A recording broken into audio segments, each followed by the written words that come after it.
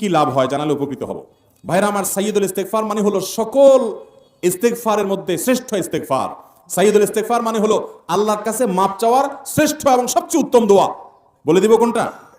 আল্লাহুম্মা আনতা রাব্বি, হে আল্লাহ আপনি আমার রব, লা ইলাহা ইল্লা আন্ত, আপনি ছাড়া সত্যিকার কোনো মাবুদ নাই।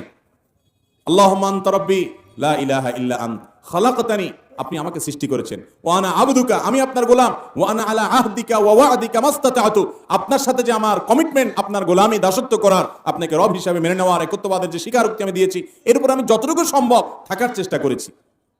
আউযু বিকা মিন শাররি মা সানাতু, কিন্তু এরপরও আমার দ্বারা কিছু অপকর্ম হয়ে গেছে, সেগুলোর ক্ষতি থেকে আমি আপনার কাছে পানা চাই, তার জন্য আমার জন্য কোনো ক্ষতি না হয়, শাস্তি না হয়।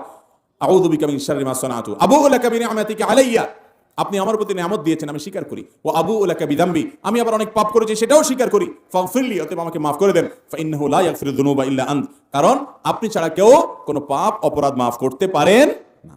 এটা হলো সাইয়্যিদুল ইস্তেগফার। এই ইস্তেগফারের ফজিলত কি? এর ফজিলত হলো নবী করিম সাল্লাল্লাহু আলাইহি ওয়াসাল্লাম বলেছেন, যদি কেউ সকাল বেলায় এই সাইয়্যিদুল ইস্তেগফার, সবচেয়ে ক্ষমা চাওয়ার শ্রেষ্ঠ দোয়াটা পাঠ করে সকালে, এবং ইয়াকিনের সাথে পাঠ করে, বিশ্বাসের সাথে পাঠ করে, তাহলে সারা দিনের মধ্যে যদি কখনো তার মৃত্যু হয়, তাহলে সেই ব্যক্তি আহলুল জান্নাহ বা জান্নাতবাসীদের অন্তর্ভুক্ত হবে। সন্ধ্যার সময় যদি এই দোয়া কেউ পড়ে এরকম বিশ্বাসের সাথে, ইয়াকিনের সাথে, তাহলে সেক্ষেত্রে ওই রাতের ভিতরে যদি তার মৃত্যু হয়, সেও আল্লাহ রাব্বুল আলামিনের কাছে জান্নাতবাসী হিসাবে যাবে ইনশাআল্লাহ। অতএব সাইয়্যিদুল ইস্তেগফার পড়বো তো ইনশাআল্লাহ। সাইয়্যিদুল ইস্তেগফার এটা আমাদের মধ্যে একেবারে মুখস্থ হয়ে যাওয়া উচিত, বারবার করে আমাদের